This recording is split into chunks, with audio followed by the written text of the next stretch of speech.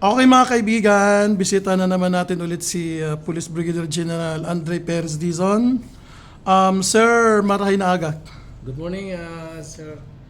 Sir, first question natin sir is, ano po ang update ng PNP Regional Office 5 under your stewardship? Nakarating na po tayo, sir, ng 1.5 taon dito sa Bicol. Patuloy pa rin po tayong nagbibigay ng kalidad na serbisyo. Binibigay natin yung best service kasi ito ay sarili nating rehiyon at ito ay maging salamin ng maayos na pagpupulis sa ating rehiyon po, sir. When it comes to sir, issue ng drugs, kasi nakikita naman at babalita natin sa TV, sa social media, when it comes to drugs, bulto na ang nakikita nating nasasabat.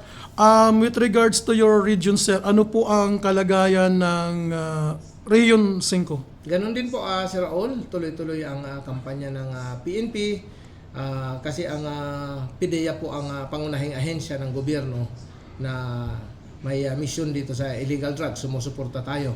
Ganun pa man, nag-aani ng kilo-kilo, bulto-bulto na pagkahuli ng mga pusher at mga user.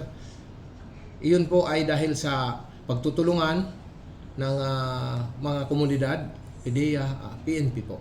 Dito sir sa region sir, may nahuli kayo mga ganun karami? Marami po, sir. Nakahuli tayo ng nakaraang linggo ng halos 4 na kilo. Palagay nyo sir, saan galing ang ang source nyo? Ganun pa rin po, sir. Kung hindi galing sa South, galing sa Metro Manila po. Okay. Sir, when it comes to peace and order dito sa Region 5, kumusta po? Ay, tuloy-tuloy po ang tulungan din ng ating AFP, yung Philippine Army, Philippine Navy, pati po Philippine Coast Guard. Tuloy-tuloy din po ang ating kampanya kontra sa communist terrorist group at sa mga criminal elements po dito sa Bicol po. Kumusta naman sir ang crime rate natin dito sa mismo sa Legazpi? Opo, ngayong buwan bumaba ng 23.7% ang crime rate dito sa buong Kabicolan po, sir. Okay, congratulations sir.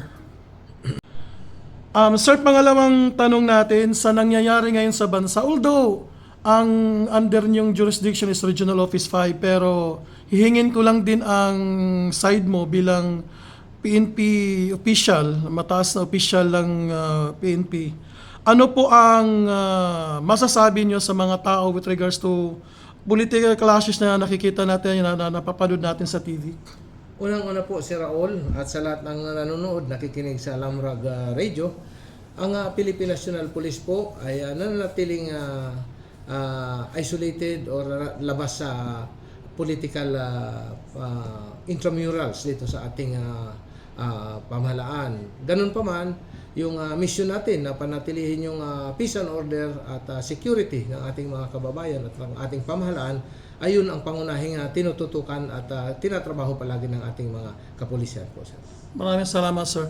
Sir, ano pong mensahe nyo sa mga tao, lalong-lalo na ngayon, sa mga nangyayari sa, let's go back to the political clashes. Ano po ang, as a whole nation, sir, hindi lang sa Region 5, kundi sa buong bansa, ano po ang mensahe nyo sa mga kapwa natin Pilipino?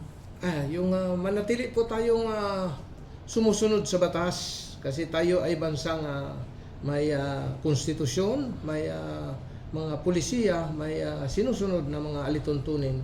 Hindi po tayo magkakaroon ng problema kung tayo ay mamamayang namumuhay ng naayon sa batas ng langit at batas ng lupa po.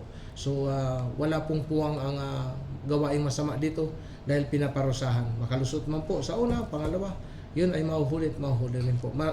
Masaya, masarap ang namumuhay ng mapayapa at tapat sa ating bayan. Okay, maraming salamat. Sir, sisingit ko na lang din, no? Kasi apektado ang buong Pilipinas, Luzon, Visayas, Mindanao nung pag-limit ng San Juanico Bridge ng hindi tumataas ng 3 tons. Sir, so far, sir, doon sa Matnog, wala kayong na-experiensyahan, nagka-problema with regards to transportation? Sa Matnog po kasi Sir Raul, may partisipasyon po doon yung LGU. Yung gobernador po mismo natin sa Sorsogon, siya po ang nagtatag ng Blue Lane doon, na kung saan nagkaroon ng organisado at disiplinadong pagsasakay at lululan sa or pagbaba sa barko. So wala po tayong naramdaman o na-experience na irregularidad or problema doon sa bato. With regards to ano sir, sa kayo bilang Director ng Region Office 5, PNP RO 5, ano ang naging partisipasyon nyo tungkol dun sa mga na tawag ito, na stranded na mga trucks patong Visayas and Mindanao? Ayun, hinihingi po natin sir ang pag-unawa ng mga kababayan natin dahil kung hindi naman po talaga nasira yung San Juanico ay tuloy-tuloy naman yung kanilang biyahe. At alam naman po nila yun sir. Alam nila may sapat naman na informasyon at advisory pero baka sakali pa rin po sila. Kaya ngayong medyo naantala, manatili po tayong kalmado, manatili po tayong disiplinado at expect po natin na talagang may pagbagal po yun sir. Under your leadership sir, ano ang mga nai-assist natin doon sa lugar na yun sir? Yung presensya ng ating kapulisan, yung mga nagbo-volunteer na pulis sa pagtulong sa ating mga kababayan. Kasi ang pulis po natin, hindi lang yung papatupad siya ng batas, kundi tutulong sa anumang gawain ng komunidad. Yes sir, maraming salamat sir and God bless sa yung PRO 5 sir. That God was bless, sir. yes, that was Police Brigadier General Andre Perez Dizon. Siya po ang Regional Director ng PNP Regional Office 5 dito sa Bicol Region. Maraming salamat sir. Thank you sir.